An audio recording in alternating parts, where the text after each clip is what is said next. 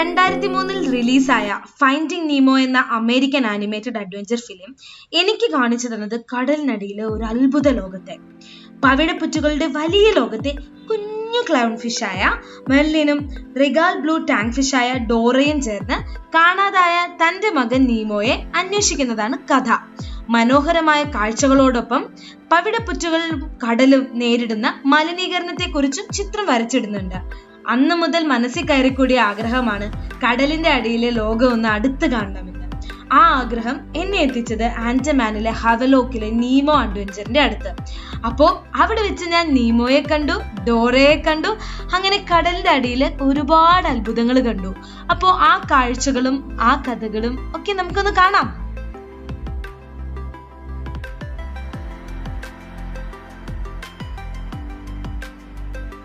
അപ്പൊ ഞങ്ങളിപ്പോ ഹാവലോക്ക് ഐലൻഡില് നീമോ ബീച്ചിന് സ്കൂബ ഡൈവിങ്ങിന് പോവാണ്. നമ്മുടെ എല്ലാവരും ടീമുണ്ട്. സഞ്ജയ് ഓടുന്നു. അപ്പോൾ ഇനിയിപ്പോൾ ബാക്കി നമുക്ക് പോയിട്ട് സ്കൂബ ഡൈവിങ് പോയിട്ട് ഞാൻ ഗോപുരം എടുക്കുന്നുണ്ട്. അപ്പോൾ നമുക്ക് കാണാം എന്തായിരിക്കും. ഇതാണ് എന്റെ ട്രെയിനർ. പുള്ളി നോർത്ത് ആൻഡമാനിലെ ദിഗ്ലക്പൂരിൽ നിന്നുള്ള ആളാണ്. ആദ്യത്തെ സെഷൻ എക്യുപ്മെന്റ്സ് പരിചയപ്പെടുത്തുകയും ഓക്സിജൻ സിലിണ്ടർ വഴി വായിലൂടെ നമുക്ക് എങ്ങനെയാണ് ശ്വാസം എടുക്കുന്നതൊക്കെയാണ്. പിന്നെ സേഫ്റ്റി സിമ്പിൾസ്, വെള്ളത്തിന്റെ അടിയിലുള്ള സേഫ്റ്റി സിമ്പിൾസ് ഒക്കെ കാണിച്ചു തരും. ആദ്യം മുങ്ങ ഞാനൊന്നും അടിച്ചെങ്കിലും പിന്നെ അതങ്ങ് ശരിയായി. ഇനി നമുക്ക് കടലിന്റെ അടിയിലെ ആ അത്ഭുത ലോകം കാണാം. താഴേക്ക് പോകുമ്പോൾ പ്രഷർ വ്യത്യാസം കാരണം ചെറുതായിട്ട് ചെവി വേദന എടുക്കുമെങ്കിലും പിന്നെ അതങ്ങ് മാറിക്കോളും. എന്റെ അമ്മോ, കടലൊരു അത്ഭുത ലോകമാണ്. അതിൽ തന്നെ പവിഴപ്പുറ്റുകൾ എന്നറിയപ്പെടുന്ന കോറൽ റീഫ് കടലിന്റെ മഴക്കാടുകൾ എന്നാണ് അറിയപ്പെടുന്നത്.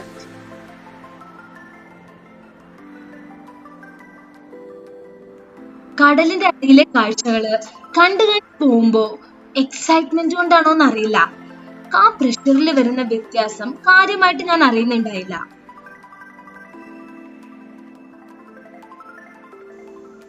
എത്ര വെറൈറ്റി മീനുകളാണ് മുമ്പിൽ കൂടി പോകുന്നത്.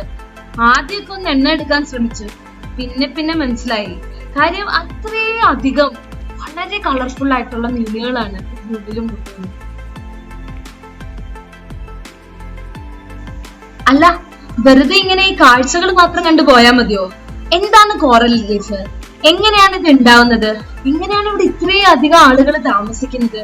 എന്താണ് ഇവിടെ ഇങ്ങനെ ഈ പൊടിയും വെള്ള നിറത്തിലും ഒക്കെയുള്ള കോറലുകളായി മാറുന്നത്? ഇതൊക്കെ ഒന്ന് അറിയണ്ടേ?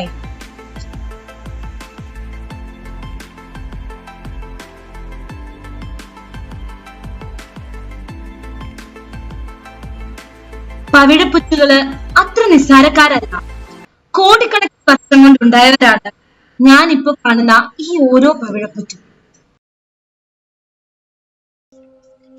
കോറൽ പോളിപ്സ് എന്ന കുഞ്ഞു ജീവികളുടെ വലിയൊരു കോളനിയാണ് പവിഴപ്പുറ്റുകൾ. ഭയങ്കര സോഫ്റ്റ് ആയ അവരുടെ ബോഡി സംരക്ഷിക്കുന്നതിന് വേണ്ടി ലൈം സ്റ്റോണും ഡോളോമൈറ്റും ചേർന്ന് വർഷങ്ങൾ കൊണ്ട് ഉണ്ടാക്കിയെടുക്കുന്നതാണ് ഈ ലോകം. കടലിന്റെ അടിയിൽ കൂടി ഇങ്ങനെ വെറുതെ സഞ്ചരിക്കാൻ ഭയങ്കര രസാണ്. കാര്യം കരയിലൊന്നും നമുക്ക് ഒരിക്കലും കാണാത്ത ഒരുപാട് കാര്യങ്ങള്, ഒരുപാട് അനുഭവങ്ങള് അത് കടലിന്റെ അടിയിൽ നമുക്ക് കിട്ടും. ഇതാണ് ഞാൻ കുറെ കാലങ്ങളായിട്ട് ആഗ്രഹിച്ചിരുന്ന ഫൈൻഡിങ് നീമോയിലെ നീമോയുടെ വീട്. നീമോ ഇടയ്ക്കിടയ്ക്ക് പുറത്തേക്ക് വരുന്നുണ്ട്.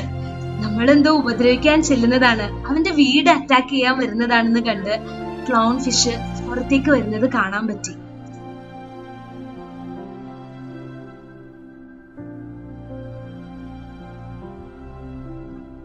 കടലിൽ എല്ലാ സ്ഥലത്തും കോറലുകൾ ഉണ്ടായില്ല. 18 ഡിഗ്രി മുതൽ 30 ഡിഗ്രി വരെ താപനില ആവശ്യമാണ്. അതുപോലെ കടൽ വെള്ളത്തില് ഉപ്പിന്റെ അംശം അഥവാ സലൈനിറ്റി 25% മുതൽ 40% വരെ ആകണം. ചുമപ്പ്, മഞ്ഞയും നീലയും അങ്ങനെ നിറങ്ങളുടെ ഒരു ലോകമാണ് ശരിക്കും കോറലുകള്. കോറലുകൾക്ക് എങ്ങനെയാണ് ഈ നിറം വരുന്നത്? അതിന് കാരണം കോറലുകളിൽ പറ്റിപ്പിടിച്ച് വളരുന്ന മൈക്രോസ്കോപ്പിക് ആൽഗകളാണ്. ഈ ആൽഗകൾ വളരണമെങ്കിൽ സൂര്യപ്രകാശം വളരെ അത്യാവശ്യമാണ്. അതുകൊണ്ട് സൂര്യപ്രകാശം എത്തുന്ന അത്രയും സ്ഥലങ്ങളിൽ മാത്രമേ നമുക്ക് കോറലുകൾ കാണാൻ സാധിക്കൂ.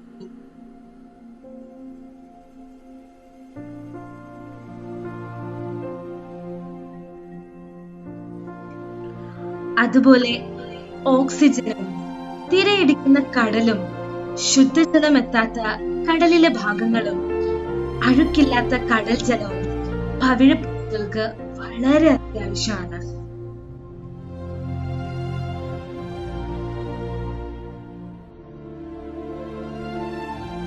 കടലിന്റെ അടിയിലെ കാഴ്ചകള് കണ്ട് മതി വരാതെ ഒരു സ്വപ്നത്തിൽ എന്ന പോലെ നമ്മൾ ഇങ്ങനെ കടലിന്റെ അടിയിൽ കൂടി ഇങ്ങനെ ഒഴുകി നടക്കും.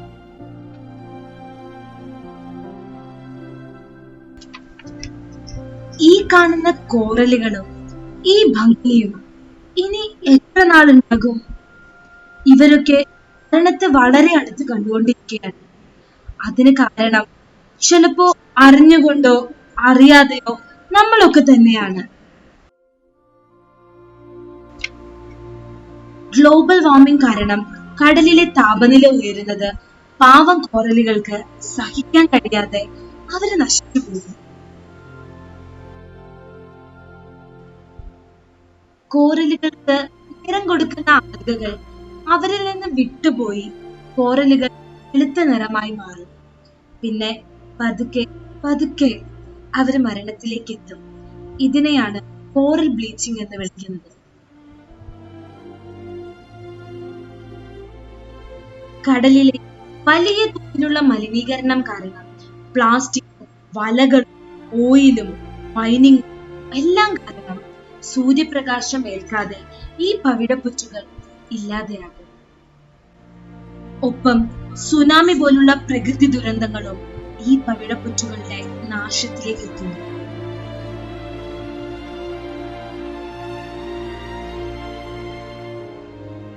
കരയിലെ കാടും മലയും സംരക്ഷിക്കുന്ന പോലെ കടലും നമ്മൾ സംരക്ഷിക്കേണ്ടതാണ്. ലോകത്തിന്റെ കാലാവസ്ഥയെ കൈപ്പിടിയിൽ ഒതുക്കുന്ന കടലും കോടിക്കണക്കിന് ജീവികളുടെ ആവാസ വ്യവസ്ഥയായ കടലും സംരക്ഷിക്കേണ്ടത് നമ്മുടെ ഉത്തരവാദിത്തം കൂടിയാണ്.